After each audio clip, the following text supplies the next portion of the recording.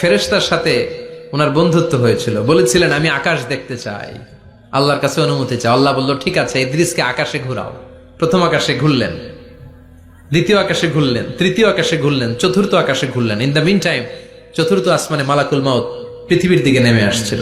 ওই ফেরেশতা বলে মালাকুল মাউত আপনি কই যান? মালাকুল মাউত বলে একটু আগে আল্লাহ ফরমান জারি করেছে, চতুর্থ আসমানে আমার নবী ইদ্রিসের রূহ কবজ করো।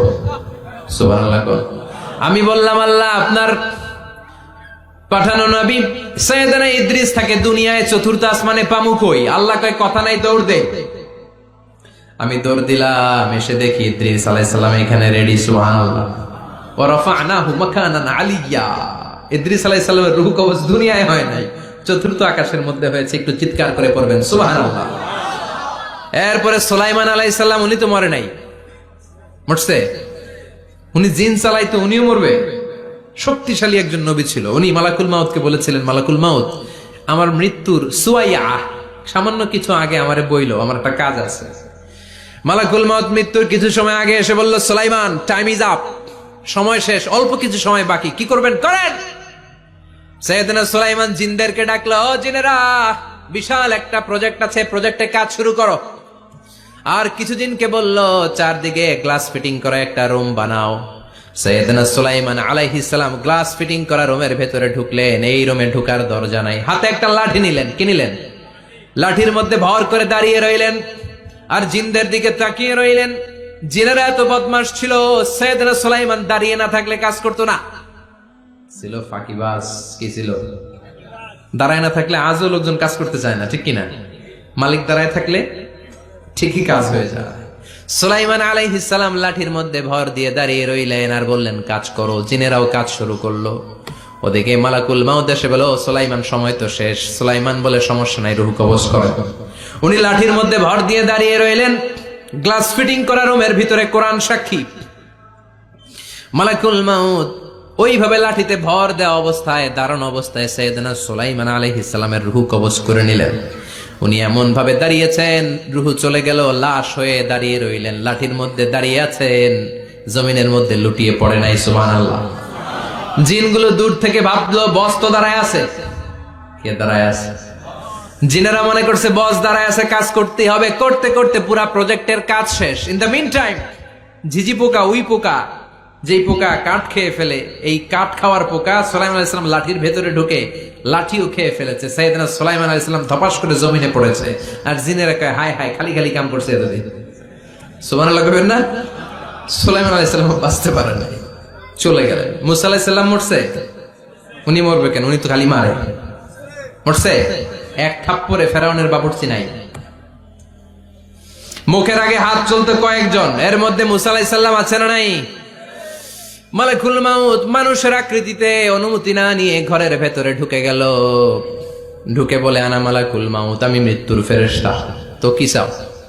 জিতু আন আকবাদা রূহাক, আপনার রূহ কবজ করতে আসছি। কিন্তু মুসা আলাইহিস সালাম দেখতেছেন দিব্যি একজন মানুষ, কি দেখে? আবার সালাম দেয় নাই, অনুমতি নিয়েও ঢুকে নাই। অমিয়া অনুমতি নিয়ে ঘরে ঢোকার দরকার আছে না নাই?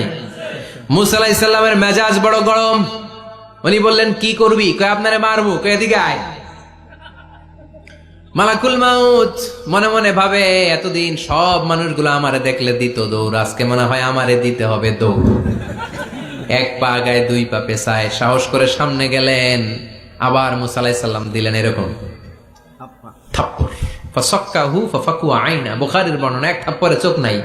ঠিকই মালাকুল মাউত দৌড়, এক দৌড়ে আল্লাহর কাছে। আল্লাহ বললেন রাখো, এটা মুসা আলাইহিস সালাম, তার মেজাজ বড্ড গরম, আমাকে কথা বলতে হবে। আল্লাহ বললেন মুসা, বুখারীর বর্ণনা, গরুর পিঠের উপর হাত রেখে দাও। রাখা হলো। তোমার হাতের নিচে গরুর যত পশম, প্রত্যেক পশমের বিনিময়ে এক এক বছর করে হায়াত বাড়িয়ে দিলাম। মুসা আলাইহিস সালাম অনেক চালাক নবী। উনি বললেন আল্লাহ আমার হাতের নিচে যদি গরুর 2000 পশম থাকে, তার মানে 2000 বছর হায়াত বাড়িয়ে দিলেন। কিন্তু এক্সট্রা হায়াত যখন শেষ হয়ে যাবে এরপরে কি হবে? আগে ওইটা বলেন। আল্লাহ বললেন সুম্মাল মাউত, তারপরে তো মুসা মরতেই হবে, আসতেই হবে। সাইয়েদনা মুসা আলাইহিস সালাম বললেন ফাল আনা, তাহলে আর দেরির দরকার নাই, এখনই আমি আপনার কাছে চলে যেতে চাই। মালাকুল মাউত মুসা আলাইহিস সালামের রূহ নিয়ে উড়াল দিলেন। সুবহানাল্লাহ। বাঁচতে পারছে? বিশ্বনবী মরে নাই, উনি ইন্তেকাল করেছেন। চিল্লা এখন ঠিক কিনা? ইন্তেকালের আগে বিশ্বনবী প্রচন্ড অসুস্থ হলেন। মা আয়েশারে ডেকে বললেন, আয়েশা, মনে হয় আমি বাঁচব না। ওই যে খায়বার বিজয়ের দিন, খায়বার দুর্গ বিজয় করার পরে এক ইহুদি মহিলা আমার দাওয়াত দিয়েছিল। ওই দাওয়াত খেতে যাওয়ার পরে গোশতের মধ্যে বিষ মাখানো হয়েছিল রে আয়েশা। ওই বিষ মাখানো খাসির গোশত খেয়ে যে ব্যথা আমার পেটে উঠেছিল, আজ আবার সেই ব্যথা উঠেছে। বিশ্ব নবী ওই বিষ খাওয়ানো গোশতের কারণে ইন্তেকাল করেছেন। তার মানে বিশ্ব নবী শাহীদ। জামা আল্লাহু বাইনা নবুওয়া ওয়া শাহাদা। আল্লাহ বিশ্ব নবীকে শুধু নবী বানায় নাই, শহীদ হিসেবে কবুল করেছে। সুবহানাল্লাহ কবেন না? প্রচন্ড অসুস্থ, উনি ছাড়া মসজিদে নববীতে কেউ ইমামতি করার সাহস পায় না। বিশ্বনবী বললেন, আবু বকর তুমি যাও। আবু বকরও যায় না। বিশ্বনবী বললেন, পানি আনো। বিশ্বনবী পানি দিয়ে ওযু করলেন। ওযু করে কয়েকজন সাহাবীকে ধরে উঠতে চাইলেন, আবার ধপাস করে বেহুশ হয়ে পড়ে যায়। বিশ্বনবী উঠতে পারে না। আবার বললেন, ঠান্ডা পানি আনো। পানির ভেতরে বিশ্বনবী 2 হাত ঢুকিয়ে দিয়ে ঠান্ডা ভিজা হাত দিয়ে চেহারার মধ্যে মাসে করলেন আর বললেন, ইন্নালিল মাউতি লা সাকারাত। হায়রে মৃত্যুর কি যন্ত্রণা, হায়রে মৃত্যুর যে কি কষ্ট। ও মিয়া, বিশ্বনবী যদি মৃত্যুর কষ্টে কাতরায়, আমাদের অবস্থা কি? আমাদের নসিবে কি আছে? আল্লাহ তুমি বাঁচাও, পড়ে না আমি। বিশ্বনবী কাঁদছেন, সাহাবারা একের পর এক দেখতে আসে। কান্নার রোল পড়ে গেল চারদিকে। বিশ্বনবীর কলিজার টুকরা নয়নের পুটুলি সাইয়্যিদাতুনা ফাতিমা বিশ্বনবীর কান্না সহ্য করতে পারে না। বিশ্বনবীকে ধরে সাইয়্যিদাতুনা ফাতিমা কান্নাকাটি শুরু করে দিলেন আর বললেন, ওয়া কুরবাবা, ওয়া কুরবাবা, হায় হায় আমার বাবার কি কষ্ট, আমার বাবার কি কষ্ট হচ্ছে। বিশ্বনবী বললেন, ফাতেমা তুমি কেঁদো না, আমার কষ্ট আজকের পরে আর থাকবে না।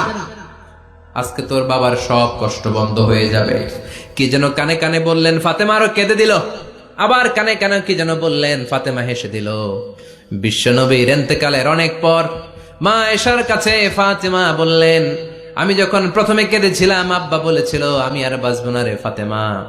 আবার কানে কানে একটা কথা বলার পরে হেসেছিলাম, আব্বা বলেছিল আমার পরে আমার পরিবার বর্গের মধ্য থেকে সর্বপ্রথম তোমার সাথে আমার দেখা হয়ে যাবে রে ফাতেমা। অল্প কয়েক মাসের ব্যবধানে সাইয়্যিদাতুনা ফাতেমা উনিও ইন্তেকাল করলেন। বিশ্বনবী শোয়া থেকে উঠতে পারে না। এক সাহাবীকে দেখলেন মেসওয়াক করছে। বিশ্বনবী মেসওয়াকের দিকে তাকিয়ে রইলেন। বিশ্বনবীর নিথর দেহটা পড়ে আছে। আয়েশারা যে বলবে আয়েশা মেসওয়াক দাও, বলতে পারে না। মা আয়েশা বুঝতে পেরে মেসওয়াক আনলেন, বিশ্বনবীকে মেসওয়াক করিয়ে দিলেন।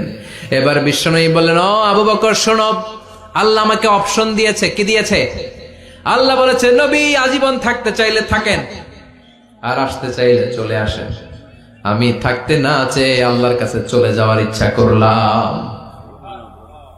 সাইয়েদনা আবু বকর কান্না জুড়ে দিলেন। বিশ্বনবী বললেন, আসসালাত আসসালাত, ও আমার উম্মতেরা নামাজ তরক করো না। ইন্তেকালের আগে বললেন নামাজ ছেড়ে দিও না। আর বললেন, ওয়ামা মালাকাত আইমানুকুম, তোমাদের অধীনস্থ কর্মচারীদের সাথে খারাপ আচরণ করো না। ঘাম শুকানোর আগে পয়সা দিয়ে দিও। আর হাত দুটো উঁচু করে বললেন, আল্লাহুম্মা ইলার রাফিকিল আ'লা, ও আল্লাহ আমি আপনার কাছে যেতে চাই। এই কথাটা বলে বিশ্বনবীর হাত দুইটা ধপাস করে জমিনে পড়ে গেল। বিশ্বনবীও চলে গেলেন। থাকতে পেরেছে কেউ? চিল্লায় বলেন। এজন্য আমরা আল্লাহর কাছে ইমানি মৃত্যু চাই। কি মৃত্যু? আমরা উত্তম মৃত্যু চাই। চিল্লায় বলেন কি মৃত্যু?